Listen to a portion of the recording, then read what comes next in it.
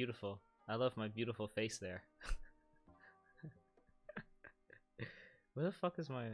There we go. Yeah, that's the right display. Yeah! Yeah, as in there's nothing on this one. See? I know exactly what I'm doing. I always know exactly what I'm doing. Let's get this set up. Okay. Hi! It's a Saturday night. I'm bored as fuck. Everybody I know is busy or doing something, and I'm not, even though there are a million fucking things I could be doing at the moment. It's not like I'm free. It's not like I have free time, but I just don't feel like fucking doing anything. Aside from maybe editing a video, but I don't feel like doing that at the moment. There's still too much with that video I need to edit. So what I'm gonna do now, something that I'd done before, I called it like scouring AniTube for gold or something like that. Instead of that, we're going to look at all of the videos that Shaybs fucking reviews, and we're just gonna go one by one. We probably I'm not going to watch all of them. I'm not going to watch all of them like second per second. I don't want this to be like a live reaction essentially of sorts, but I guess I do to some degree, but I don't want to watch the whole video and then like nobody goes to their fucking channels to watch the video. That would be fucking terrible. But I'm gonna watch the digest, and we're just gonna pick out the videos that he's mentioning, that Shaybs is mentioning, and we'll go watch them. Assuming they seem kind of interesting is the idea. So let's go. Yeah. So we got some time. Hey, it's Shaybs, and welcome to another edition of AniTube Digest, where we go over the best and not so best anime YouTube videos to come out this week from the 7th of September to the 13th of September. I have a standing desk now, so I'm trying to like, find a new orientation for Digest. I still have to use boxes to put my stand up. Let's go with the first from one. Puff to Pirate, how One Piece depicts masculinity. And it's a pretty comfy One Piece. 22 minutes though. I don't know if I want to watch a 22-minute video on One Piece, bro. I'm gonna be dead ass with you. I don't know if I want to fucking do that. Let me get a okay. So this is a playlist of fucking videos, right? So I don't actually have to watch Shaybs. This is a nice thing that he does. I can actually just go here and look at this stuff. The Cult That Makes Anime, Part 1. Mother's Basement has a 43-minute video. Holy shit. Jesus fucking Christ. What here is actually watchable? Bob Samurai and Maquia. This is okay. This is a good one. I can do Bob Samurai and Maquia. Dororo, hear no evil, see no evil, speak no evil. That sounds kind of interesting. I like the title of that video. Berserk's Golden Age broke me. 26.5 minutes though? God damn. When Sword Art was the best anime ever is an interesting title. Yeah, but that was never the case. And that Mecha 101 thing could actually be pretty interesting, so we can check that one out too. All of the other stuff are whatever. Volume extras and My Hero. I'm not a My Hero fan. That's the only problem there. Hi y'all. Oh, Miyazaki's first anime. Clickbait. Clickbait. Well, this is good. This is good. This is short and it's clickbait. This means that this is very watchable. Let's check this. Let's see this. It's probably funny.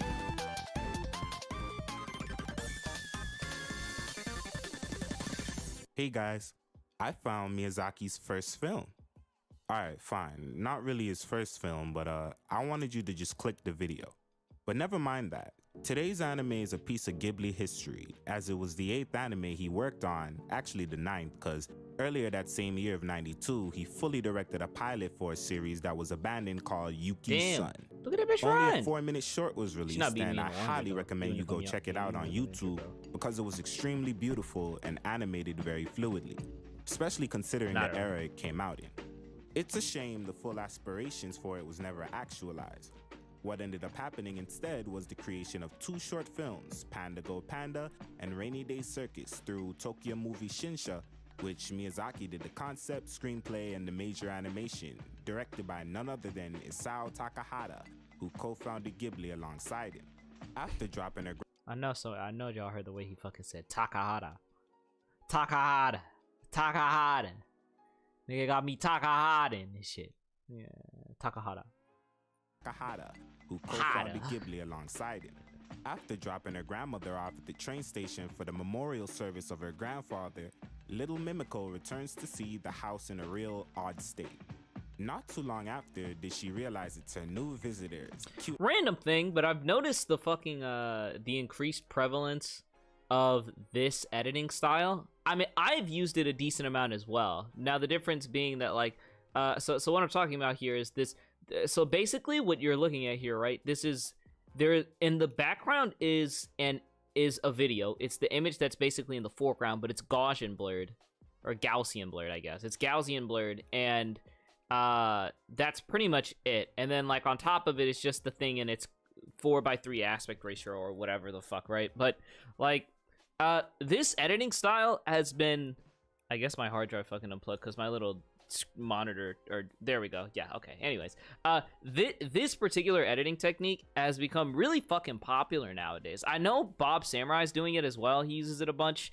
I do something similar where instead of just having the video just lay on top of it, I have like a bezel, like a reflected bezel effect. I ended up getting that from like Game Theory back when they were doing using the effect pretty heavily. I don't think they really use it all that much anymore. It's kind of outdated, but yeah, I just felt like pointing that out. You can probably make your video a little more visually interesting if you're using that effect, because typically, well, actually, no. What I'll say is this is like, that effect is useful, because instead of just having this fucking static video or whatnot, you do actually have something that's kind of more interesting to engage with. But it'd be more interesting if you could do maybe like a zoom, and this is not even advice to this guy, but this is just fucking speaking in general, is that like you can do like a zoom in on that background video, just have a transform that's like zooming in on the background video, or have something else happening on the background video. It might be slightly distracting from the foreground, but you don't need to make it like some exaggerated movement. It could just be subtle movement. I don't know, just felt like it was worth pointing out because I just see everybody using it nowadays, and I'm not trying to get away from it. I just like different forms of more active visual engagement, I guess. Little Panda and his father, Panda, and the rest is history. See, forget about Prozac and all that. This could be the one true cure for depression. What a beautiful and peaceful work. And to say that I was thoroughly pleased is the epitome of an understatement. Just when you thought you've seen it all and couldn't find things to blow you away, here comes another one. This film is a sure testament that it was in Miyazaki's DNA to produce amazing animation.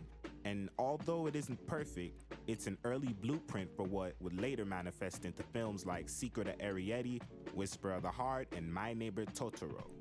Panda Go Panda is a bit under an hour and a half of nothing but spirit, fun, and positive energy. It does have a couple of alarming moments that will play with your emotions, but it's quick to remind you. I didn't know any other way to fucking say this. He's got the fucking Nino dialect. I call it the fucking Nino dialect because I don't know what dialect that is. I don't know it. That it's not fucking. What is it? Is Nino? Is he British? He's like British or something. He sounds like he does drill. Like, you know what I'm saying? Rotten dudes. Rotten the dudes. Itself of its higher frequency and recaptures that vibe. I always had a great admiration for animated productions that did a great job with anthropomorphism.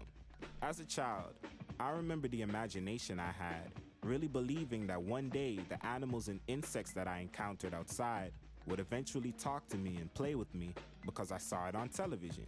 And although that never happened, and of course I grew up to realize it was never going to happen, I still enjoy watching these with the same fondness and imagination I had. Okay, so this is something random, right? But I kind of do want to focus on this. That just came to mind. So he's giving a backstory or a small anecdote about how he personally related to the anime back, in regards to animals talking to him and things of the sort.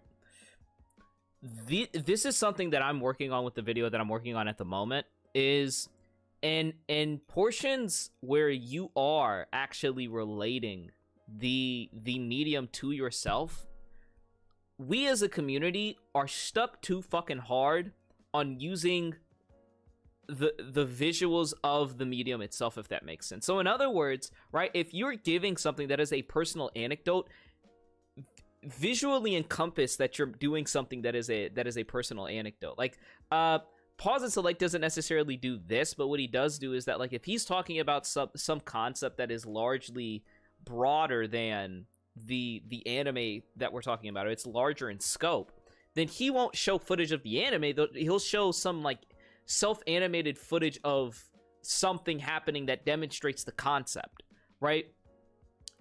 What I'm doing in my recent video is that, like, I've essentially, what I've fucking done is turned all of the portions that are personal anecdotes either into me talking to the camera, or they're like fucking skits, essentially. So I'm basically having like a mini film kind of going on in the background, which is why the video I'm working on is taking so fucking long to edit, because I have a lot of shit I have to do editing wise for that video. But point being, like, here, instead of just having this footage where, like, the panda is, like, leaning into the water and so on and so forth. Obviously, some people are not comfortable with showing their face and things of the sort, or showing things about their past or whatever. But it would be more interesting to me if you have something that is visually detached from anime at that point. Like, even if you're not, even if you're showing, like, fucking real-life footage of some kid with animals, or a kid with fucking insects or something like that. I feel like that's much more... how should I say this? You're more prone to getting the listener to empathize than just listen and stare at your screen, if that makes sense. You'll have a better job. You'll have an easier time getting them to feel as if they're actually engaging with the story, I guess. And then, of course, I grew up to realize it was never it's a good video. Going to it's okay. It's okay. I still enjoy watching these with the same fondness and imagination I had 20 years ago. And Panda Panda brings me back into that field. In retrospect, there really isn't much going on, but that's sort of the objective. The misadventures of this little girl and her panda friends, and eventually a tiger also. And I really enjoyed it. Someone gave me the old Jenny on DVD for this for free and told me it was early Miyazaki. And I was so excited to pop it in, because not only hadn't I seen it, I never heard of it. Imagine my surprise putting this in and realizing that Japanese kids of 1972 were exposed to this, something so ahead of its time. It hit a threshold. This panda fucking meme. Hold the fuck on. 1972 hey yo, something. Look at this nigga. He chilling hard as fuck. Look at this dude. That nigga don't give a fuck. Not a single one, bro. Not a single one. I fuck with this. Hey, this panda is a profile picture. I swear to God he is. This is funny. This is fucking hilarious. I'm gonna make this maybe my Discord profile picture. That's funny as shit. So ahead of its time. It hit a... He gives so little of a fuck. He's not even showing his eyes, nigga. He's not scared of this damn dog. He said, do something then, nigga. Threshold in its animation, but still delivers. Accomplished the job of being lighthearted and warm, but still engaging your emotions and maintaining your attention. 2 thumbs up. Have you seen Panda Go Panda? I've not. What'd you think? Like the video? Comment down below what y'all want to see next. I'm out. But I do appreciate African American content creators in AniTube, because we don't have a whole ton of them, and I don't feel some sort of abnormal responsibility or whatnot, but I probably should be uploading to, you know, get more of us out there. It feels like when people think of African Americans in AniTube, the immediate like analogy is like fucking, or not an analogy, but the immediate example are somebody, people like Heavenly, right? Or I guess Forever is not black, but he is a minority to some regard. So Forever, it's always somebody in fucking Shonen Tube or whatever. King of Lightning, people like that. There aren't that many African Americans that are strictly, and the more, do we say intellectual? Because I don't know if necessarily what I'm talking about is intellectual. The less, what we generally consider more intellectual AniTube than Shonen Tube. Or in other words, AniTube, because AniTube kind of has its own different definition now. That's probably a topic for another video, how AniTube back in 2014 when I was first starting is entirely different from, it's so filtered, right? It's so filtered and in a good way more intellectual than I guess it used to be, right? And I'm kind of happy about that, because I like that the quality of things that we get at AniTube now are significantly higher than what the fuck we were getting back in 2014. In 2014, everybody was just making the same fucking content, right? You either had people that were like me and Chibi and like Forever and all the a million fucking episodic reviewers that were making episodic reviews, But in my case, mines were actually structured or whatnot. So I was slightly different, but I wasn't really all that different from everybody else until I started doing like the overview, which is just a copy of Snob, but I was doing it on an episode by episode paces per week. So it actually was it was like a mini version of the podcast that I was doing back in the spring, but whatever. Anyways, yeah, and then like you had the people that were just doing fucking reviews, but they all did the reviews in the exact same way, right? Like they did story, characters, animation and art, sound design, enjoyment, and it was like, this shit is boring. It's the same review every single time. Nobody really has much flair. Everybody's comedy is just some ripoff of demos, right? And they're not nearly as funny as demo, nor is their editing as sporadic as demo. And then there was like the third portion of AniTube, which was just basically shit posting, but the shit posting cannot live up to anything that happens now. Like I can't remember what the hell his name is. He's basically the anime community's biggest fucking shit poster, and I'm sub to him. He streams all the fucking time when he's editing stuff. Yeah, shit posting back then lives up not at all to shit posting now, so you know, I'm happy generally speaking that AniTube has improved. But I was talking about minorities in AniTube, but yeah, there's not minorities that are in this filtered form, this filtered, more quality controlled form of AniTube. There's just not a lot of us, so I should probably put more content out. But I'll sub to this guy because generally speaking, I like the video. There probably could have done a couple of things differently in regards of scripting to maybe make it a little more interesting. Because to me, it just kind of sounded like he was legitimately, well, let me change that. It didn't sound like he was reading a script in regards to the delivery of the script, but in regards to how the script was written, right? You could tell he was reading a script, if that makes sense. Like, in other words, the content of the script was indicative of the fact that he was reading a script, even though he had pretty decent delivery. I liked his delivery, so I don't know, but I'm still gonna sub. I'll probably go check out some of his stuff later. Let's see. So I don't know where that ended up ranking on the digest. I actually am kind of curious. We can kind of take a guess. This is probably the okay section. There probably is not a bad section here. This one's from Puff to Pirate. How One Piece. Guess I can't do that. Maybe I'll just use more in my hands or something. But this first one's from Puff to Pirate. How One Piece depicts masculinity. Yeah. So this is so that got an okay of the week. I probably agree with that. I think it was okay. It was solid. Mecha 101's introduction to gigantic robots. I'm kind of interested in this sword art one, Scamboli. Scamboli pops up in my fucking not subscriptions, but I recommend it a lot. But I never watch his shit. I'll be completely honest. But maybe it's worth watching. He has damn near 600,000 subs. So let's try it. Sword Art Online is ass. Cred arc, such a piece of shit. Sword Art Online is definitely the most disappointing anime ever made. It's dog, it's a piece of trash, and it's actually a big disappointment and letdown. You may not remember this, but at one point, Sword Art was king. Certainly there were people who did. How can you... Okay. So I gotta stop right here because of this one fucking thing, right? How do you have a Sword Art Online hate montage and you don't have Digi? I mean, I guess it's not Digi anymore. It's YGG or whatever she calls him, her self, because I don't know what the status on that whole thing. Not him, her being a thing, but you know what I'm saying. I'm so confused. Pronouns are so fucking complicated. I don't know what the status on that entire situation is. Okay, but yeah, having a hate montage without Digi. What are we doing, bro?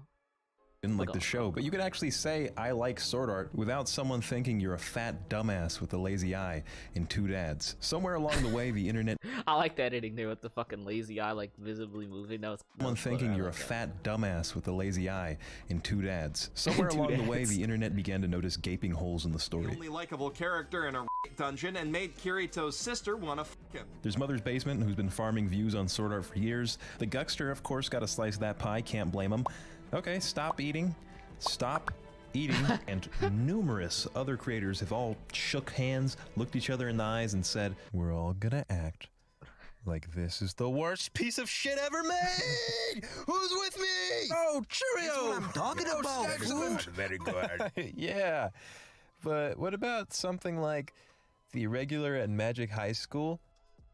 Hey, like, who invited this guy home? Nigga, you can't just be shitting on Mahoka like that. That's not how we roll here, nigga. We do not shit on Mahoka. I don't give a fuck if I have it at a 4, nigga. We do not shit on Mahoka. You know what's funny? I've not watched Mahoka season 2. I was riding for Mahoka when it was airing, bro. I really was. Now, let me say something. In relation to the last video we watched, I had that entire fucking thing that I was literally just talking about, where the guy was talking about his personal anecdote and was showing footage of the anime instead of like showing something that was visually representative of it being an anecdote, i.e. detaching your footage from anime, showing something else. This is that. Like, just turn it into a skit. Like, when he's talking about all these creators getting together, don't just have some fucking abstract picture or, like, thing of the anime going on, etc. Like, that, again, that's why when the problem with that is when you start doing that, your videos take forever to fucking make. Which is why, again, the video I'm currently making is probably going to take me anywhere in the realm of 80 to 100 hours, right? To fucking edit and stuff. So... yeah, I mean, like, that's a positive. That's all. Oh, bro. You bastard! Do not fuck with me, man! What an Do not fuck with me! You bastard! The funny part is, none of these guys are wrong. The story is stupid. If you take off the nerve gear, a fucking microwave will blow your brain up. This guy is so evil, he starts licking Asuna's tears. Yummy. If you genuinely see nothing wrong here, one of your eyes has clearly drifted off into uncharted territory. Call SAO out, absolutely.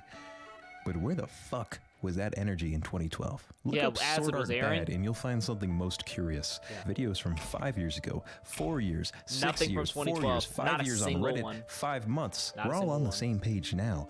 But back in the day, the Sword Art I remember was rapture. The click of a play fire. button would zip me over to another planet. It was the most immersive, the most vast, and the most coolest stuff out at the time. There was no one to tell me it was dog shit, and if there were, their voices would be stifled as a grin shot across my face from one ear to the next while I watched in pure astonishment. I can only assume one reason why I can't find any mainstream criticism of the show right after it came out.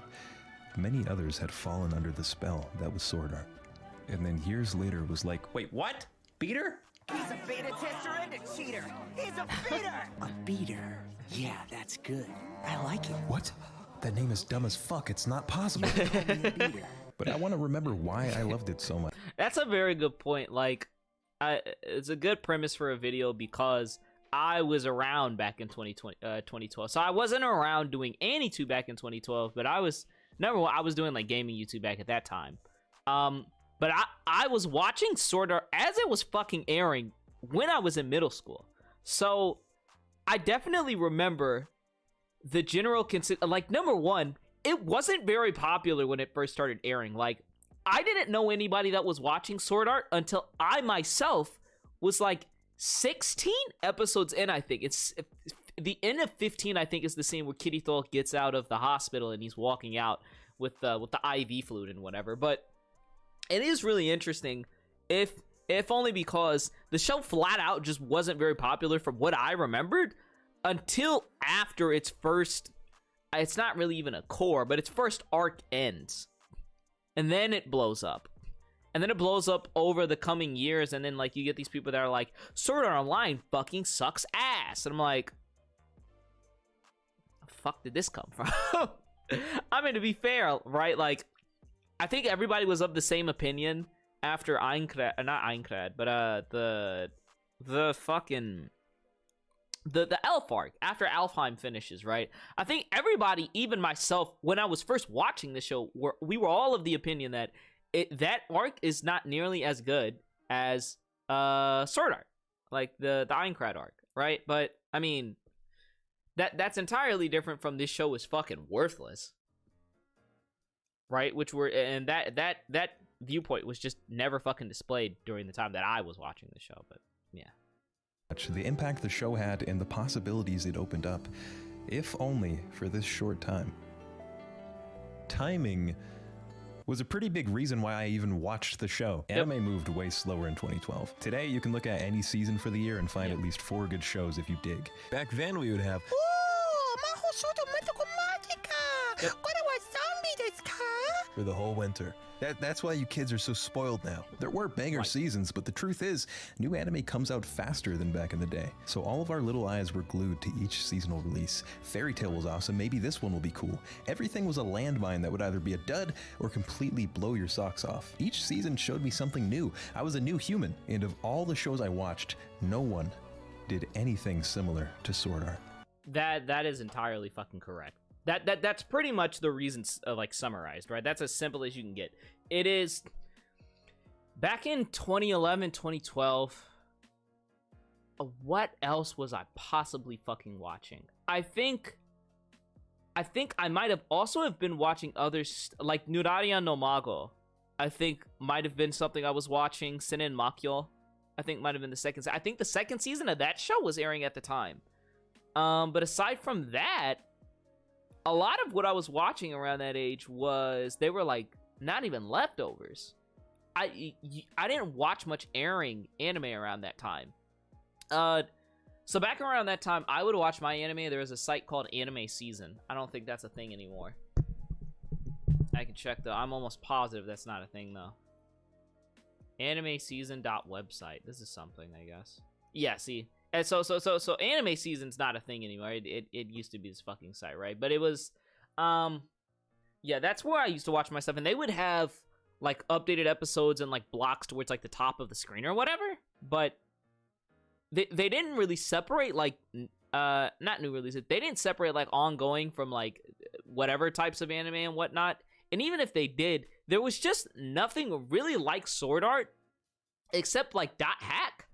And you didn't know to go watch .hack because, like, at least in my experience, .hack wasn't something that was regularly talked about. And I didn't really know much about .hack. I still don't really know too much about .hack, but I didn't know almost anything about .hack until maybe 2014 when I started actually getting into, like, discussing anime in the community. So, I mean, before then, the only forums of discussion I've really done were on, like, animeboy.org. At that point, right? And then there were some forum sites that existed back then, but I didn't really engage too much in forum sites outside of Anime Boy. So, yeah, it's just funny because I feel like an old fucking man, but that was 10 years ago. That was pretty much a decade ago. Was when all that Sword Art shit was going on, huh? It's kind of crazy. We're not ready for that, and I have something crazy to say first. Gaming was way funner back in 2012. I could go and pretend like I know about hedonic adaptation, but basically, anything that makes you happy will make you less happy over time, like gaming or anime, both of which I enjoyed leagues more 9 years ago. The last 10 minutes of every school day were characterized by intense eye contact with the clock, jumping out of my skin, waiting to hear that bell so I can run home, press the power button, and hear this. Again, good job with the personal anecdote and showing external footage that's external from the medium you're talking about, i.e. Sword Art. Good job. Just worth a like. Some of you might have heard this. Don't forget to grab a Femboy Maid outfit on the way in. Gaming was home. At the time, Femboy Maid outfit, fuck off. Brutally butt-fucking YouTubers with their permission. Tobuscus was on top, PewDiePie hit his first million, Smosh Games, Game Grumps. I honestly believe gaming was at a peak here, not just for me, but millions of kids out there. The fucking nostalgia, my guy. Synchronizing with the Gameverse. Initializing racism, misogyny, homophobia, trace amounts of urine detected. Shit bucket detected. You have reached the criteria to play video games online. Welcome to SAO. What this first episode did was, the extravagant architecture, the different biomes, the sound effects. There's p.k. guilds, the iconic UI, perishable items, special event monsters. Don't even try to tell me you don't remember the scene. We could stand here all day and you wouldn't get anywhere. There's only one anime that really makes me feel like I'm in an RPG. Not the one with the stinky ass skeleton, not the one with the shield, it's Sword Art. Those sound effects?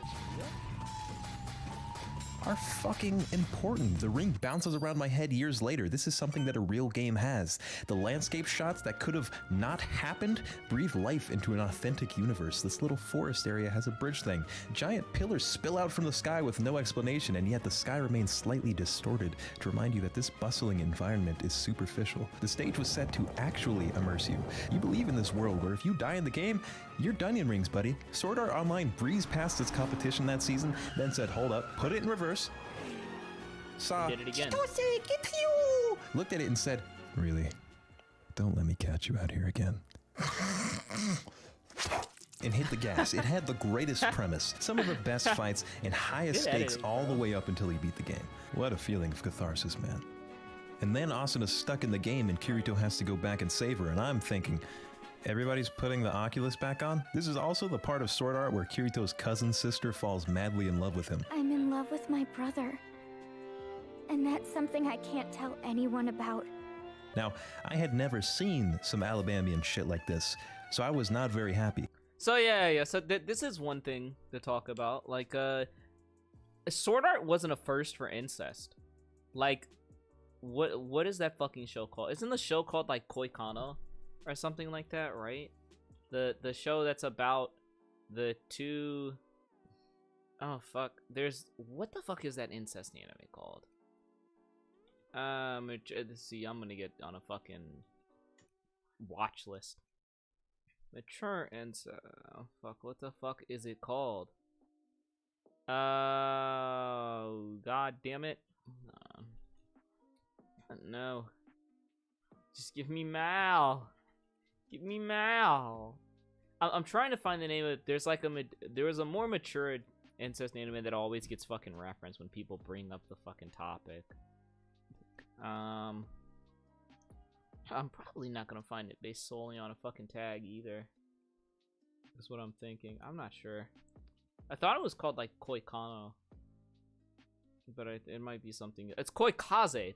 That's what it's fucking called, right? Koikaze. So this is something I've been planning to watch. So my point being, Sword Art is definitely not the first thing to ever fucking touch upon incest or whatever. It definitely was the first thing that eventually ended up, or not. Let me change that, because I don't know that for sure. It was one of the earlier and biggest things to catch on that used it to such prevalence in its storytelling, right? And so for right. So for, at least for me, it was a first. Let me confirm that. Actually, was that the first time I had really seen? Yeah, that's what I'm saying. That's what I'm saying. It wasn't. Sword Art was not the first. Sword Art was far from being necessarily the first, right? Like Koikaze is fucking 2004, right? Right. Yeah. What is it like? Not what the fuck is it called? Akisora? Is that what you're talking about? There's also some other stuff like But yeah. Point being, it clearly was not the fucking first, right? But it was one of the earlier ones that was so. Let me change that. It was one of the earlier shows that was very mainstream. That Akisora is the one with the two white-haired people, I think, right? But yeah, it was one of the first shows that was really mainstream, or was really fucking popular, that just used it to such a degree in its storytelling. Like it had so much fucking prevalence that I think for a lot of people it actually was a first. It was definitely a first for just seeing the concept integrated so much. So I think it was shocking to some people. To me, it wasn't necessarily shocking so much as it was just unfamiliar. And so I actually thought that the conflict at the time was, I was cool with it. I was just like, oh, interesting. I don't know. I've never been in this situation, so I'm curious to see how this fucking works, you know? But I'll let him keep going. He's been very good with his words so far. This is a good video, by the way. I might have to actually hit that sub button. Oh. Regardless, the Elfheim arc managed to reclaim some of the glory it once had. Kirito is still that guy, dominating inferior gamers in the craziest fights possible. No, it was not as good as the first arc, but I still liked it all the way up to the point where he beats the game and saves Asuna, and then the government is like, Kirito, maybe you could hop into Oculus again? And at this point, I had checked out because that simply makes no fucking sense. But before that, wow. To some extent, I'd always inserted myself into the anime I was watching. Like, I genuinely thought I would have fairy tale magic one day. Sword Art provided a perfect vessel that scratched an itch deep into my personality. If I were trapped in this world, I would be built differently. I would level up super fast. I'd certainly gotten overpowered in RPGs before. It didn't matter that Kirito was undoubtedly a shithead, because when we watched, his presence was irrelevant. Us pissy little kids were in Aincrad. Through these globs of polish spread around the world to make it shine. That meant everything to someone like me who lived vicariously through the characters on screen. I wanted to have two. Yosuga no Sora. It's Sora. Yeah, you're right. Aki Sora is something entirely fucking different. You're completely correct. It's Yosuga no Sora. Aki Sora, I think, is like a hentai or something. Yosuga no Sora is actually a legitimate fucking show. But the difference being that show was known because of its incest thing. Right, which is my difference here, or which is my point here, right? Like people weren't seeing the incest thing. Well, actually, let me change that, because I guess it had been done before at the time, but it, again, not to shows that became as large as Sword Art ended up becoming. I guess is my point. Yeah, it was clearly in shows beforehand. Like Yosuga no Sora was the one you were thinking. That's the one I was thinking of too. When I said Aki Sora, I think that's a hentai. And I don't even know if that was. Can I show this on YouTube? Like, will it pop up as... Oh, yeah, I can show that on YouTube, absolutely.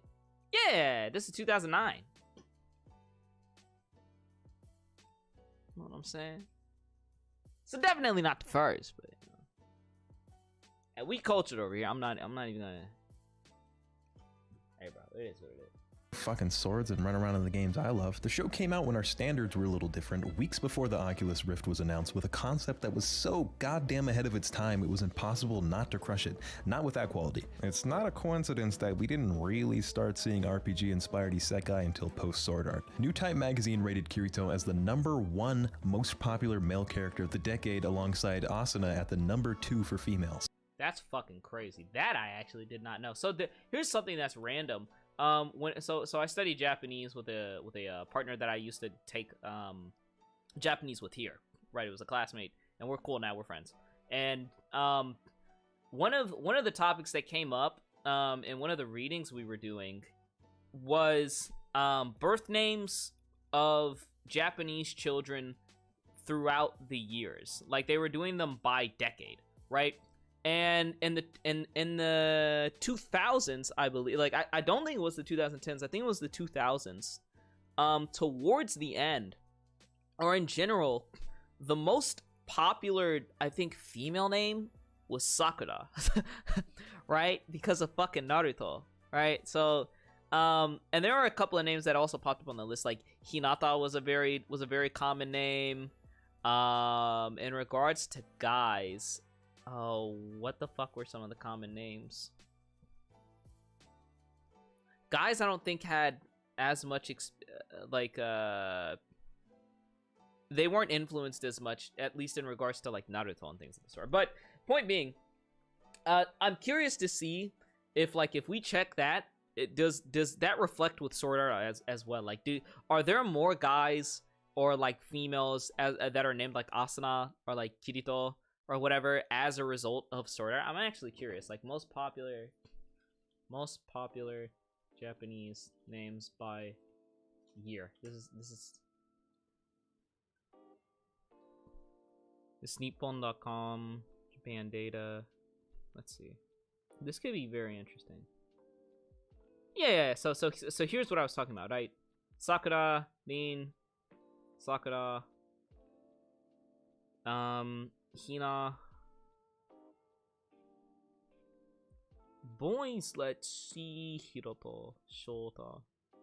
Then Yuma. Yuma is a, yeah, you can tell that one. Daiki Kenta, and okay, well, doesn't seem to reflect it, but interesting to check out anyways. Just figured I might as well. The light novel was voted #1 in the decade by people who probably can't read. That's a good fucking joke.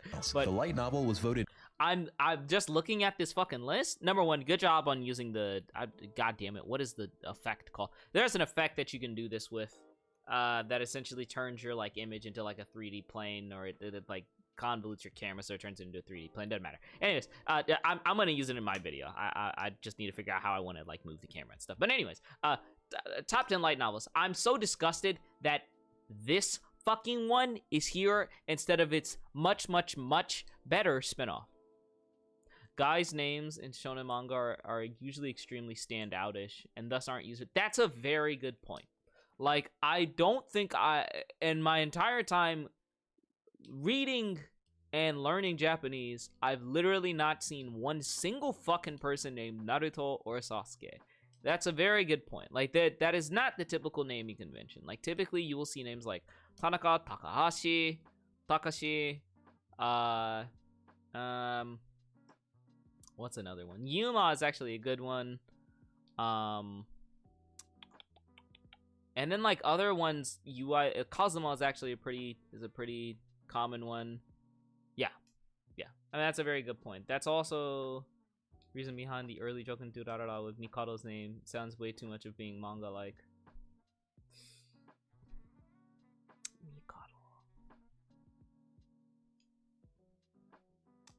What I was doing there, I was trying to figure out, have I ever read anything where Mikado is actually a name that typically pops up? I can't think of anything. Hilariously enough, I feel like Kira is actually very common. Like, that's not uncommon to hear. But like Masaomi is Masaomi. Masaomi sounds, I don't know, it does sound Japanese, but that is not common. Maybe I'm fucking true. Maybe that is common. But yeah. I do like that effect. I very much like that effect, especially when you actually start to like study Japanese, because it makes it so much easier to figure out when people's names are being called, as opposed, aside from just everything ending in fucking san, because that's just how Japanese works, right? It's easier to just hear a fucking name and just be able to point it out when you're trying to translate things in your head. But yeah, that's a very good point. I don't remember that fucking portion of Durarara. That's why I want to go back and do a rewatch of that show. I think I have that show at a 7. But every time I look back on that show, I'm like, well, by my criteria, it probably should be like an 8 or an 8.5. So even though I probably was overrating it when I was young by giving it a fucking 9 or whatever the fuck, I probably should actually go back and give it a watch, because it probably actually is much closer to an 8 or a 9 than it is a 7. But I do want to go back and watch it. Number 1 in the decade by people who probably can't read. I believe that with the meteoric rise of sword art, studios probably saw potential in adapting anime with similar themes. Worlds packed with RPG elements where you could level up and be special. A ton of novels existed that fit that criteria for years, but it's not until slightly after sword art that we see stuff like Log Horizon getting adapted and making a buzz. Okay, it's not just anime studios. The founder of Oculus Rift stated that he wants to take after sword art and is currently involved in a project to create a game with serious consequences. The creators of Genshin Impact plan on making the largest virtual game in history, with models inspired by sword art. The franchise spread roots in various facets of pop culture. The show connected with... The Genshin models are inspired by sword art? I'm not doubting that he's telling the truth on that. I don't think he would just say that, but... Really? Bro, I cannot spell tonight. Or type at all.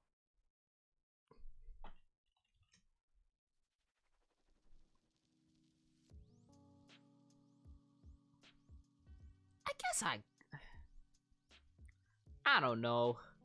I guess I kind of see it. I feel like it'd be easier to see if you compare it to the Sword Art games, though. Right? Like, yeah, like if we compare it to the Sword Art Online games, then yeah, that looks way more similar. Okay. You compare it to the game, then yes. But if you're comparing it to the actual show, I'm like, what? Fucking how? Okay. Something that a lot of people had been waiting for. Went now to the wiki. for more complete explanation of Mikado and Durarara. I actually am really curious about that. Mikado Durarara name. Ryugamine. I like that last name. Yeah.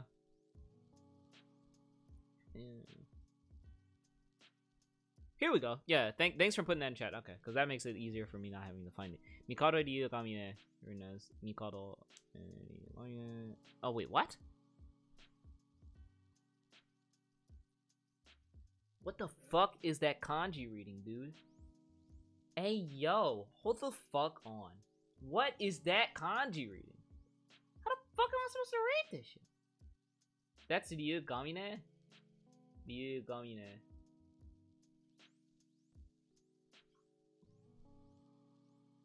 What's with the katakana like ke here? How the fuck? Indicates possessive, read as ga. What the fuck? Man. Hey, I'm learning new shit today. I might actually put that in the fucking chat later. Okay. Okay. I was just curious about the reading of the kanji there, that's all. Okay, anyways, going back to the thing. First, his name Mikado means emperor. His surname Ryugamine, Dragon's Mountain. Maybe there's another word for fucking mountain outside of Yama. I don't know. Second character is rare for surnames and is often a noble's name, so it sounds classic. Also has 5 syllables. Usually Japanese surnames have like 3 or 4. The more syllables it has, the more classic it sounds. Yeah, I can see a lot of similarities with the game. Yeah, in the first in the trivia. Yeah, okay.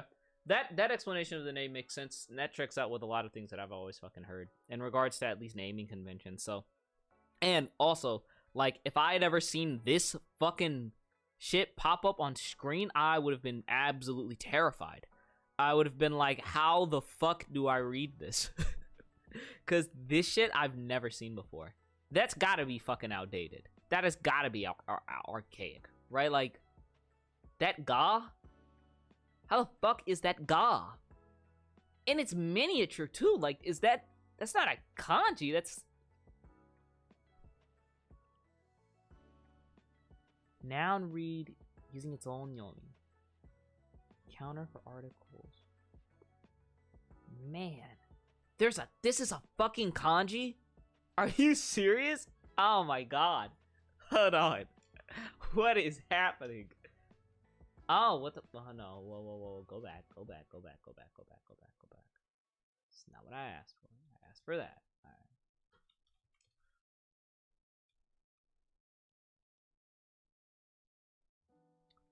Counter each Nissan counting system indicates possessive in place names. The small k is a common Japanese character type. While identical in shape to small k, the shape is actually an abbreviation for this kanji, which is the counter for articles individual. Okay. So it's an abbreviation for ko. Okay.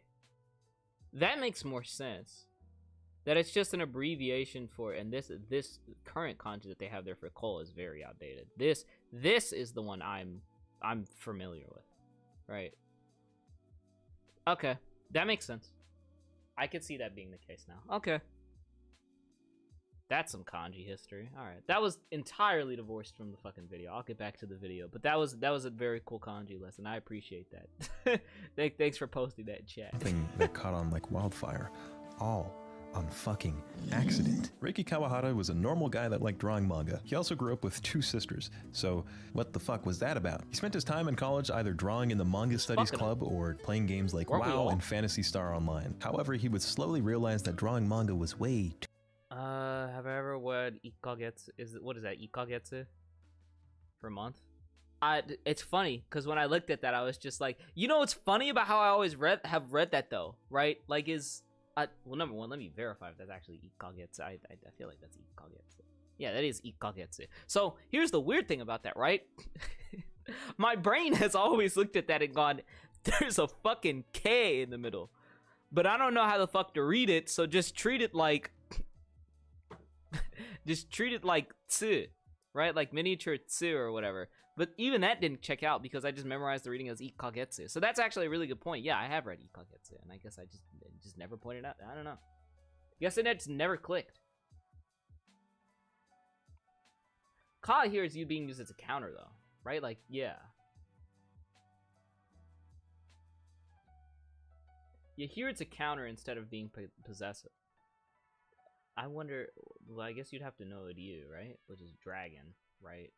I think, right? Yeah, Ryu is, right? So if you knew the Ryu ga, you could know it's dragons, and then this is Mine, which is peak.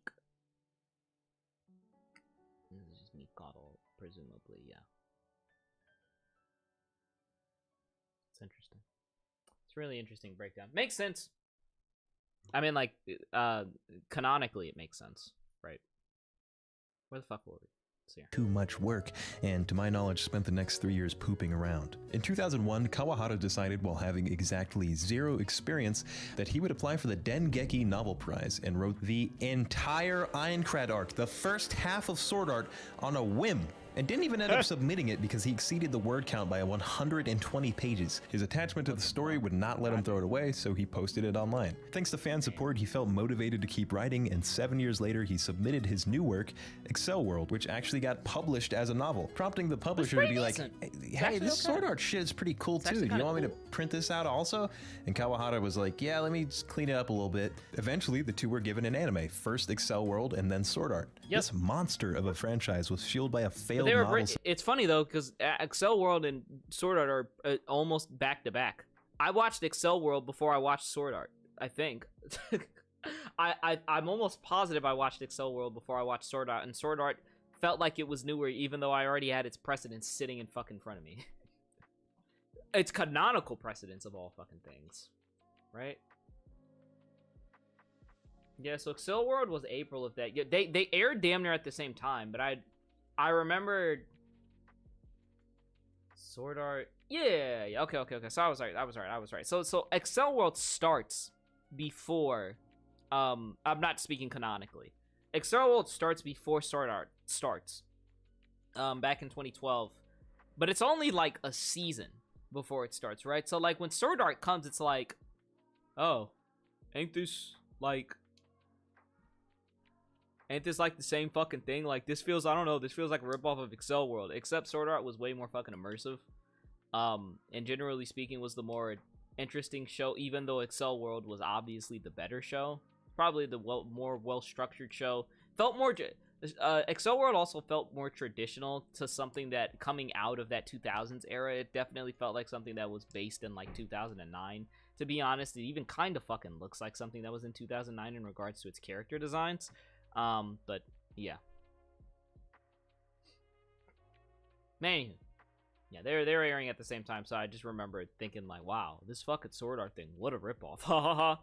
And then just literally Googling and going, it's the same author? They're in the same universe? Oh, this is the craziest shit ever. Submission from 2001. No shit, there's flaws with the story. Kawahara had never written anything before. The reason why we resonate with the plot is because Kawahara is a gamer through and through. Yet the reason why we hate on it now is because he was not a writer. As he's gained experience, he's collected so many regrets about the series.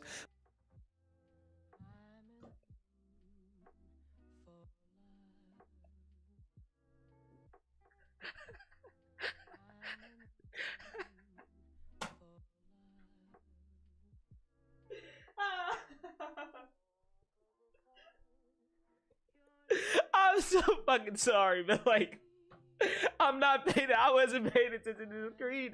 And I come back and I look, and is that what's her fucking name?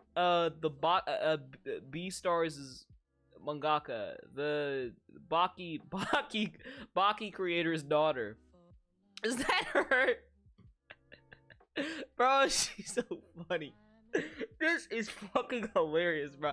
I can never get over seeing her or whatever. I think y'all know that, right? The Baki guy's daughter is actually the Beastars mangaka. And she just wears fucking... Yeah, she wears the fucking chicken mask. Paru Itagaki. I love this. I fucking love this.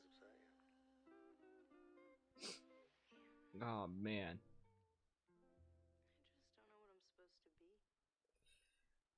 Okay. Anyways, maybe that's probably not Itagaki, but anyways. Particularly making his female characters trophies to be saved and earned. What the heck is that? Were you talking about the bird? Or were you talking about Paru Itagaki's daughter? I need context on what this fucking bird is. Who the fuck is that? Now, Paru Itagaki's daughter, or I'm sorry, not Paru Itagaki's daughter. Paru Itagaki is the daughter of the Baki mangaka. Right? It's just so funny. Like, you go from Baki to furries, and your daughter is shaped like a fucking chicken. Right? Just wears a fucking chicken head. Right? I don't know what the fuck the reasoning was behind this. I actually do wonder, why does she wear that mask? Paru Itagaki. Chicken explained. She wears a chicken mask to obscure her face at all public appearances. I get... Oh, yeah. This makes sense. Okay. The chicken mask is a reference to the chicken in Beastars. I don't know if you've watched Beastars. There's a chicken character that is like, she prides herself on being able to make eggs, right? And so she's got to stay in shape, and she's got to be basically a baller ass bitch to make the best eggs. That's who she's related to. So basically, Paru's just calling herself a baller ass bitch. That's crazy. Now the bird.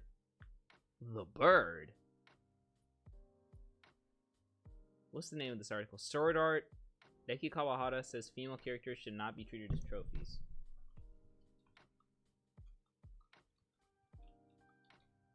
Fuck. Be treated as trophies. Kill me. Deki Kawahara. Here we go. Is there no caption here? What I was looking for, typically there are captions here. What the fuck? Who the fuck is that? Wait, what the hell? Nakatani remarked how she enjoyed an interview posted with Dengeki Online. The author sat down with Bloom Into You artists Neo Nakatani and Ai Kayano. Is it Neo Nakatani? She might not be the bird in the video then. Yeah, I'm looking around. Is this the woman? No, presumably not. So it's probably this. It's probably this voice actor, I guess, right? Ai Kayano. Why would Ai Kayano be wearing a fucking chicken mask? No, that's not Ai Kayano. Ai Kayano is this one. So yeah, it's Neo Nakatani. The Bloom Into You manga. What is Bloom Into You? This name looks familiar, but I don't know things by their fucking... Yagate Kimi ni Naru. That name actually is really unfamiliar. Yeah. Bloom Into You as a name sounds kind of familiar. I know things more by their Japanese name. I don't know. Anywho. Yeah. But yeah, that's Neo Nakatani. And I don't know... I'm assuming she was wearing the mask to conceal herself. But...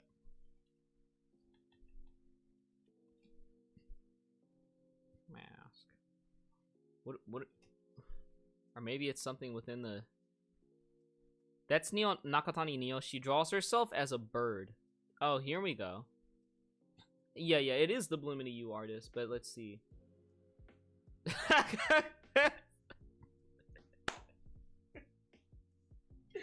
They just put a question mark.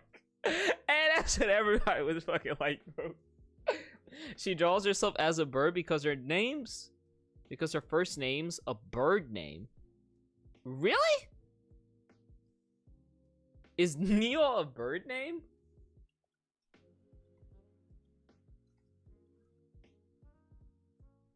Oh, it is. Look. That radical on the right. That's the radical for Tori. What do you know? Little... What the fuck is that? Is that the bird that she draws? That is the bird that she draws. That's the explanation, boys. Her first name is that of a fucking bird. A little... How do you say that? Is it grebe? How does Wikipedia say it? Yeah, they say to say it Tachybaphis ruficollis. Hilariously enough, that's easier to pronounce than whatever the fuck that is. How do you say that? Yeah. Little Grebe. Yeah, that's a fucking rapper name, bro. Hey, this would be cool, but she needs to put a chain on now. She needs a fucking chain around her shit. Lil Grebe. Lil Grebe in the studio. Lil Grebe at A1, you know what it is. I'm out here knocking down storyboards and shit. Chirp, chirp, chirp, chirp. Let me check something real quick. Yeah, sexy name and all. Oh, yeah. Okay, anyway. That's the backstory. This is Neo Nakatani.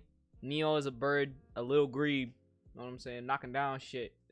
And she just draws herself as a bird as a result. It's kind of fun. He admits there's obvious That's that makes more sense than Paru Itagaki just putting on. Actually, well, wait. That makes me wonder.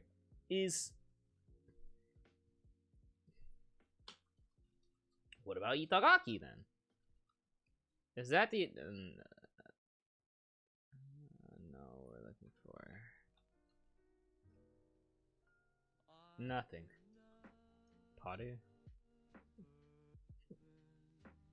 No, yeah, it wouldn't be Paru. Paru's her last name. Why wouldn't her dad do the exact same fucking thing? I don't know. I have no clue why Paru Itagaki wears the fucking mask.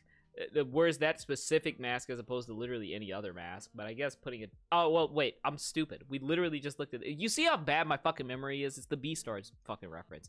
Okay. I'm just gonna stop divulging and getting off topic before I make myself look like a 70-year-old, which I and just couldn't think of another way to have the players get trapped in a game. And I get it. If my first video was the one everyone knew me by, I'd have some regrets too. You know what makes my balls itch? But regardless of his lack of skill, That's your the first story video, came nigga? from a real place. Kawahara genuinely wanted to imagine what he would do if he were trapped in a video game. It comes through in scenes where Asuna shows us how food is cooked under the game's engine. Kirito is a loner because Kawahara himself would play solo. American players would get pissed at him for the language barrier and he would just do his own thing. This guy was sharing pieces of himself. It's something that pierces through the bad writing. Which is incredible because holy fuck, the writing's bad. Before I dug into his past, I could tell this was made by a gamer. Someone who probably wanted to see all the things he was writing about. A world where he put his gaming knowledge to practice and became someone who stood out even when playing by himself. There is a great list of things that Sword Art is not, but it was an outlet for us kids. I could peer into a distant fantasy at a time where I wanted it the most. Sure, people dunk on it, rightfully so. Just know that for now, I'm not joining in because I remember a time when Sword Art was the best anime ever. Are you winning, son? You know what? Yeah, dads. I am. Chicken is, I think you're correct. Tori is just bird. Niwatori is probably chicken. Fuck.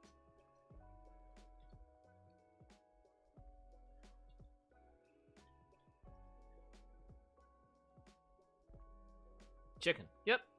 Niwatori. Good job. It's a good word to throw into my Anki deck. Probably.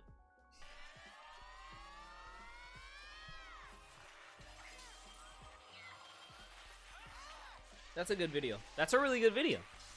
I wonder where that landed on the best of the week. Where did that video end up landing? Yeah, okay. That landed as the best video of the week. That does not surprise me. That very easily is probably going to be the best video we end up watching tonight. I might maybe watch like one or two more. That one took longer, because there was a bunch to fucking, you know, digest there. But that's a really good video. It's really nicely edited. He followed the thing that I was talking about with the first guy we were watching. The first guy we were watching was, I think, Professor Otaku D2. And the advice I gave him was, again, if you're doing something that's supposed to be an anecdote or is separated from the anime itself, it's some broader concept or something, visually represent that by not using footage that is from the anime you were talking about prior, right?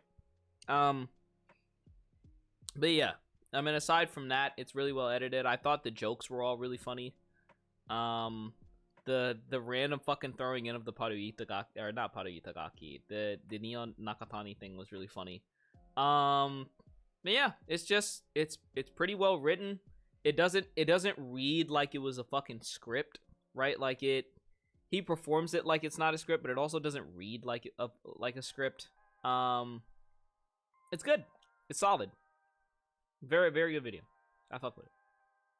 I'm kind of curious about Shaybs' opinion on it, but I'll probably watch that afterwards. That's the best video we've watched so far, but we've only watched 2. I don't want to watch this because this is 26.5 minutes long. Oh, fuck. That's 28 minutes long. Who is this? Bonsai Pop. This Maquia one I'll watch because it's just like 4 minutes or something. Today's anime review, Maquia. I'll be honest though. Again, this is nothing necessarily against Bob Samurai. I don't typically watch Bob Samurai because Bob Samurai kind of reminds me of the older form of AniTube. You remember earlier how I was speaking of back then there were just like basically 3 different content types in AniTube, and one of them was the standard story, characters, animation, sound, whatever reviewing. Bob Samurai still to some degree falls into that, but he doesn't follow the structure of those reviews, if that makes sense. He's a more modernized version of that reviewer. And that type of content just simply typically doesn't interest me because I know most of the time I don't need reviews to tell me what the fuck I should watch because I know what I should be watching. Right? I know what interests me. I like really introspective stuff. And other than that, like I can typically, nowadays it's to the point where it's like I'm experienced enough to just know what I'm going to watch and what I don't want to watch. But that being said, reviews are still solid. I don't really ever have any issue with a lot of the stuff that he ends up saying whenever I hear his videos get mentioned, and I then have to go check and stuff. But yeah, you know. The 2018 emotional powerhouse from the same author as Anohana. Don't forget to subscribe for daily spoiler-free anime reviews covering series on Friday. Also, I love Maquia. I give Maquia an 8. I love this film. And movies or OVAs the rest of the week. Maquia earns every bit of its 2-hour runtime due to its complex and multifaceted narrative. It's a story of motherhood and coming of age with themes of war, environmentalism, and greed. It's set in a medieval fantasy world filled with numerous unique races, or at least it used to be, but unfortunately humans saw fit to endanger or downright eliminate most of the ancient magical species for the sake of their own benefit. From what I can gather, the last remaining species... Aren't we all, Chase? Ain't everybody here waiting for No Game No Life Season 2? The problem is, it ain't ever gonna fucking happen. I mean, because that staff that was at... Actually, I don't know that, but I would presume this is probably true. The staff that was at Madhouse during the time that No Game No Life Season 2 was being created is probably all at MAPPA or somewhere else, right? Like, damn near none of them are probably still at Madhouse, right? I know Madhouse is actually doing some shit with MAPPA next season. That actually looks like vintage Madhouse, so maybe the beef has been... It wasn't really beef. I think it was financial stuff and animators just kind of fucking moving around and studios being bought out and business things happening. But yeah, I mean, like, yeah, we all waiting for it, man. These are the dragons and the Eorf. While the few remaining dragons all live in subjugation for the sake of being war machines, the Eorf saw humanity for what it was and decided to live a secluded life in their majestic stone village far from human reach. What makes the Eorf so special is that they can live 400 years without looking at... So here's something that is not necessarily a remnant of old reviewing, but is still something I fucking hate, and I've always been very solidly against this, right? The summary portion of a fucking review, right? Because this video is 4.5 minutes long. It's very short, right? So any portion that you're spending talking about the summary, it's time you could be getting a point across, I guess is my point, right? Which is why a lot of times when I make videos, my assumption is that unless I'm doing some method of analysis in which I need to actually tell you what is happening in the video and why I'm talking about it at certain points, right? If I'm just doing a review, I just leave out the synopsis part. Like, if you go look at the Classroom of the Elite review that I ended up doing, that I uploaded, then it got removed for copyright, and then I had to put it on VidMe, and then VidMe got down, and then I had to re-upload it years later after the copyright thing got taken away, right? And in the beginning of that video, I very clearly state, I'm like, now I could give you a fucking summary like every other reviewer does on this godforsaken platform, but that's stupid because you have 2 eyes and you can read, right? Like, why would I waste my time in regards to getting the thing across, getting the idea of the fucking show across, when you likely coming to me probably already know what a show like that is already about. A show like Classroom of the Elite is already about, right?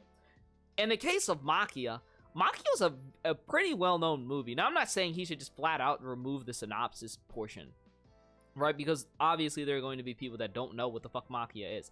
I just feel like to those people that don't know what it is, I feel like the onus is on them to go look up a spoiler-free summary on fucking Mal, as opposed to expect that from the reviewer, because the reviewer is there to make his opinions known. Like, he's there to make his point known. He's not there to inform you about the basics of the fucking movie, right? That's always, I guess, I don't even know if that's been a quote-unquote hot take of mine, but that's always a take that I've kind of always held. Day over 20. And if you do got to do the synopsis, make it funny or entertaining. In the case of Bob Samurai actually reviews like an IMDb review. Like, he reviews like a critic on Metacritic would review. So I guess it's a little different because that's stylistically what he actually wants to do, but they also have a unique form of writing where they embed their history in lengthy tapestries they devote their lives to weaving. Although their village is secluded, it's not long before a human army discovers them, raids them, and enslaves their women as forced surrogates in hopes of their long-lived enslaving women. Yeah. This way their families will retain power for even longer. I guess they got tired of having sex with their cousins. During the heat of battle, young Maquia their long-lived genes passing on. This way their families will retain power for even longer. I guess they got tired of having sex with their cousins. During the heat of battle, young Maquia gets dragged away by a dying dragon and is left stranded, wandering aimlessly through a forest until she finds a pillaged encampment where everyone is left for dead, save for a newborn boy still held tightly in his mother's cold, lifeless arms. From here, the story divides into numerous layers. You've got Maquia's struggles of young motherhood, the growth of her adopted son Ariel, and the remaining Yorf's plans to rescue their enslaved kin. I thought the anime created... Now note, we are 1 minute and 50 into a 4.5 minute review. We are 33 to somewhere in the realm of 33 to almost 40-50% into the video, right? I mean, honestly, we might as well just do the fucking calculator. I mean, it doesn't fucking matter, right? Like, point being, we are somewhere in the range of like 40 to 50% of the way through the video, and we're just now getting past the summary, which the viewer could have gone and read on Mal.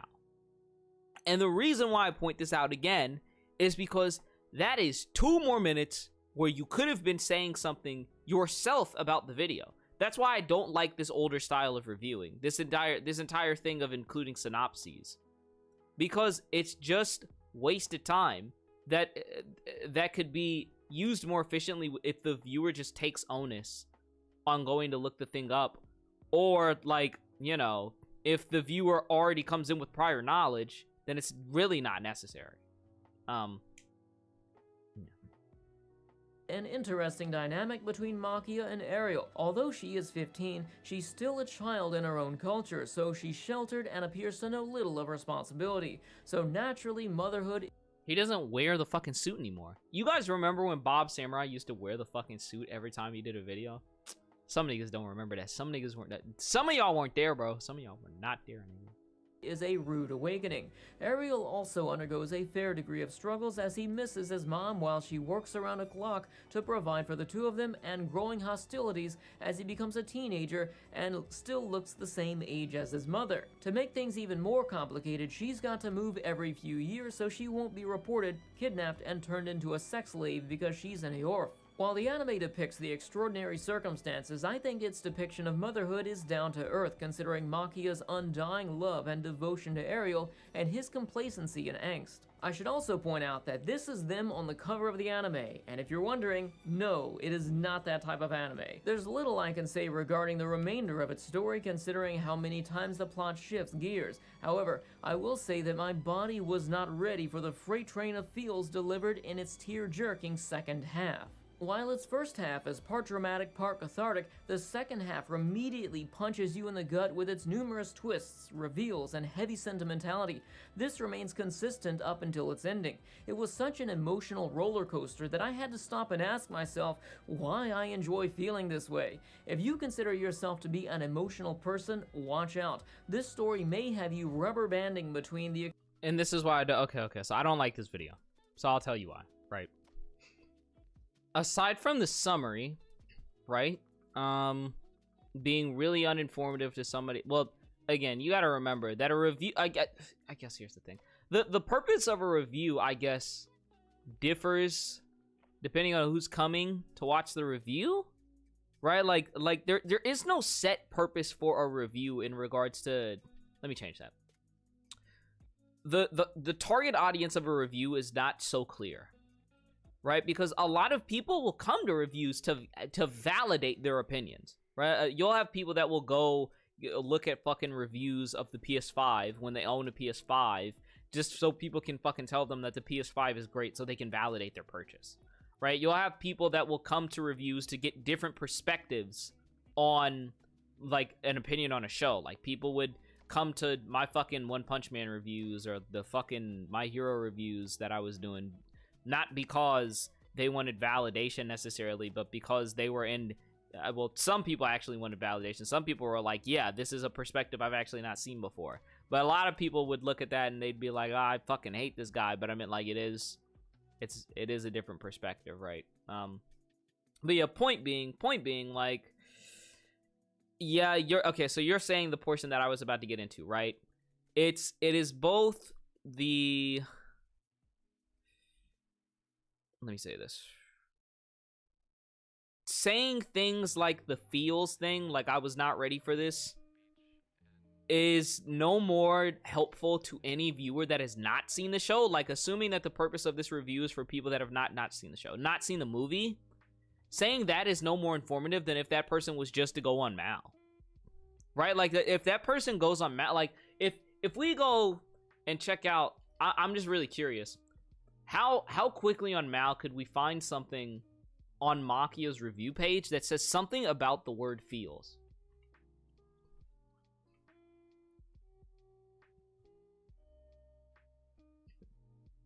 We just go to more reviews. Can we find anything that says anything about the word?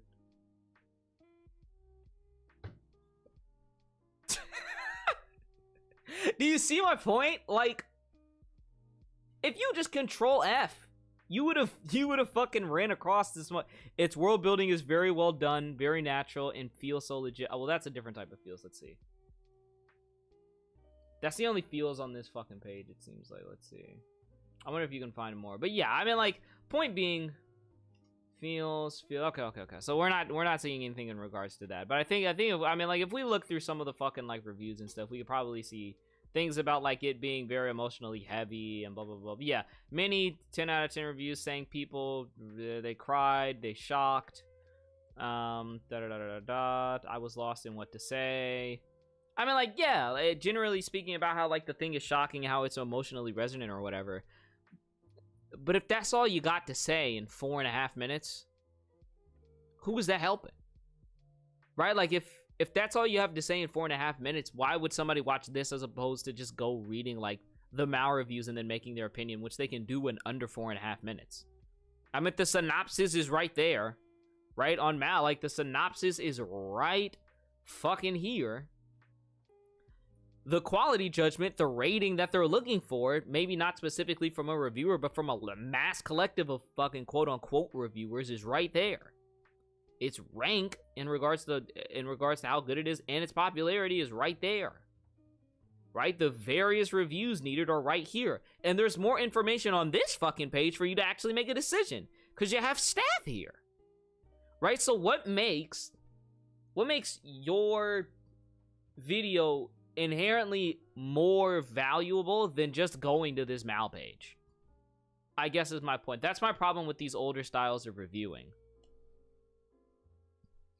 Yeah. What's up, Black Doom? How you doing, man? But yeah, I don't like this video because it is the older style of YouTube reviewing, which is just generally uninformative, and it can just be summarized with a blog post. That's it. Extremes of crying for being sad, then crying for being happy repeatedly numerous times. Especially when the content is just something like this, where it's like, the content is really sad, and it's happy, and it's sad. Without any explanation, that does not help a viewer. Right? Like you could, if I wanted to talk about Maquia, there are a shit ton of things to talk about in Maquia, right? If I wanted to talk about why it is potentially so emotionally resonant, I think one of the things I would focus on is its use of time skips, right? Time skips are a thing that I adore in animes, or in anime, and specifically, I adore them when there is time, number one, significant time spent in different periods of the story, and then additionally when there is an obvious physical change in characters during each of the time skips, right? One thing that Maquia does is exactly that. The story is essentially broken up into, it's like 4 or 5 sectors, right? Where you get before kid's born, when the kid's born, he's a toddler, or when he's a baby, then when he's a toddler, then when he's a teenager, then when he's an adult, then when he's an adult with a kid. And each one of those sectors is like 20 minutes. So it's not as if it's just like a, what am I trying to say? Not like shot in the pan, a flash in the pan, right? It's not just like flash in the pan, boom, boom, boom, boom, boom, time skip. It's, you get time in each of the periods, and so you resonate more, right? And that's essentially why it's so. I mean, I just pretty much stated my thesis, but yeah, I mean, like, that's essentially what I would say if I wanted to tell people why the fuck I think Maquia is an interesting watch. If you just tell them you're sad, happy, that fucking doesn't help, because for somebody like me, like, telling me I'd be sad, happy, probably doesn't actually mean I'd be sad, happy. Right? Because, like, that diagnosis is not going to fit for most people, and it's not specific enough. It's not specific enough of a prognosis for it to actually be useful. So I guess, generally speaking, what I'm trying to say is, I feel like this video does not serve a use. Or rather, if it serves a use, its alternative would just be going to Mal, and you would get more use out of it. So personally, I thought this movie hit way harder than Anohana, so if you like that, you'd love this. I also want to point out its and then that portion is just like, go to the recommended.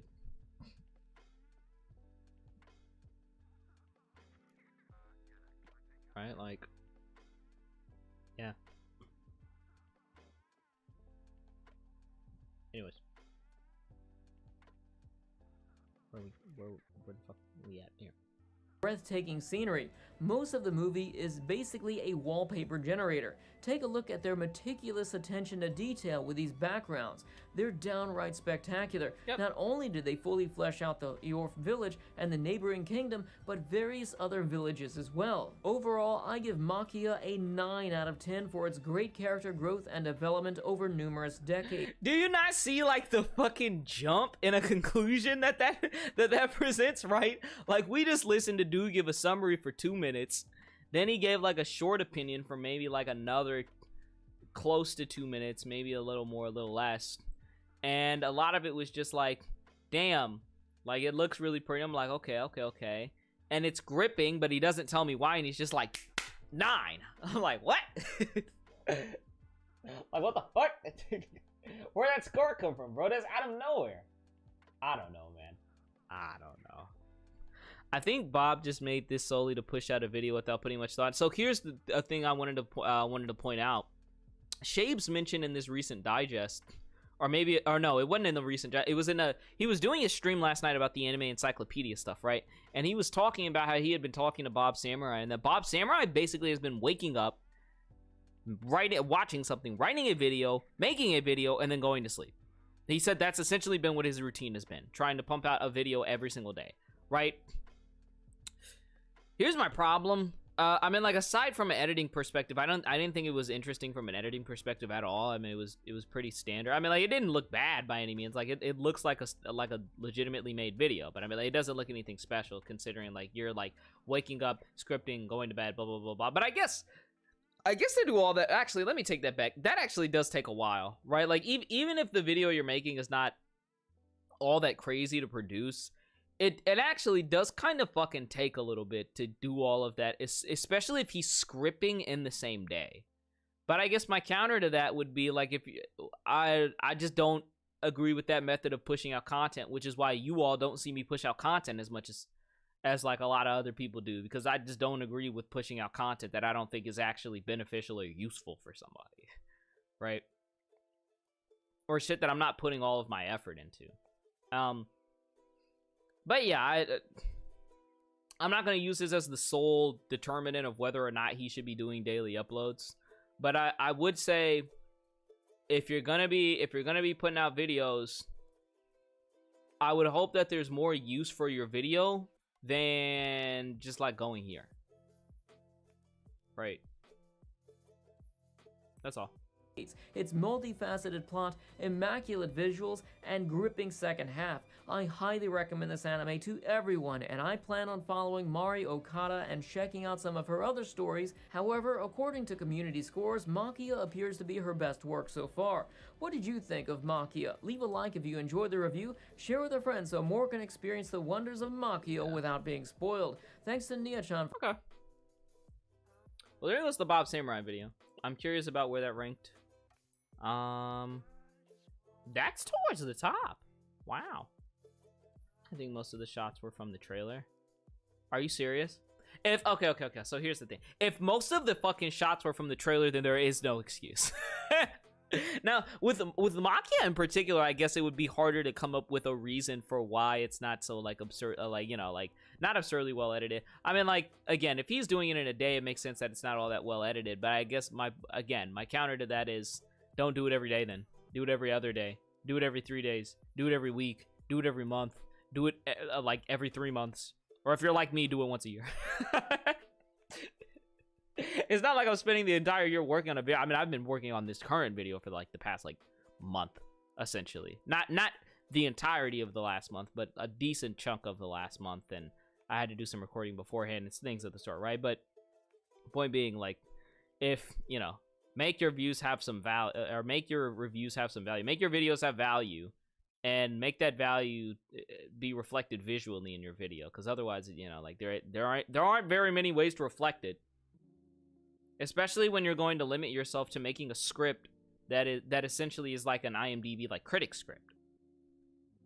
Now I did have one question, right? So I brought up the thing about Shaybs and Bob Samurai because I was curious. Is Bob Samurai's full-time YouTube? Because, like, that view count didn't look like it would be able to permit him to do full-time YouTube, but, like, if he's waking up, making a video, and then going to bed, he's got to be doing it full-time, right? Where the fuck are you? Here. Okay. So I'm curious, Today's anime right? review, like, Maquia. He's what is his Patreon looking like? I'm just legitimately curious. Does anybody know if he's actually doing this full time?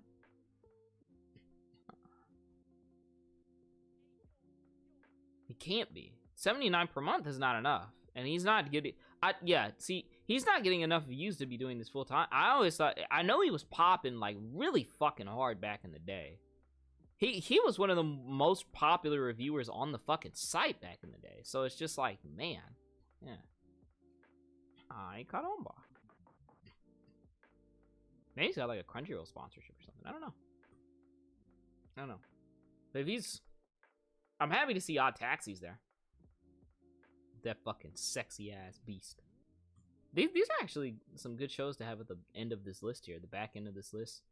Kaiji Rakugo, Odd Taxi, Fumetsu. Fumetsu I need to finish. I didn't finish. But yeah, I don't know if I want to watch another one tonight. I think I'll probably go eat the rest of my shrimp tacos. And then maybe I'll be back next week. I probably will be back next week. I kind of like... Here's the thing. I like streaming. I just like having at least one person to talk to. But I'm noticing, like, as long as I talk to myself damn near the entire day. Why don't I just film it and just upload it as content? Somebody will eventually fucking watch it, right? All right. But I'm probably gonna head out. Thank you guys for coming. If you guys did enjoy, leave a like, comment. I'll be back soon, probably. And yeah, maybe I'll start streaming during the weekdays too. I'm actually curious. In the comments, if you're watching this, I'd be curious if you could put a time that you're most available, I guess, during weekdays. If I were to stream, maybe I'll do it sometime at night. Maybe I'll do it sometime in, like, I don't know. He was popping an Anime Mafia with Forever, and yeah, yep. He sure fucking was. Anime Mafia was quite the thing, wasn't it? We should do like a rewind on like AniTube. You know what? Maybe I should be the fucking guy that does that, right? Like AniTube Historia. Essentially, like some fucking documentary series that basically talks about AniTube at various different periods. Maybe I should be the guy that fucking does that. I don't know. That sounds like a good fucking video idea. I don't know. I'll try that. Okay. But yeah, see, now I got the ideas rolling. Man. All right, I'll see y'all later. Bye. Deuce. I gotta say deuce because that's the outro that I've been using. Deuce.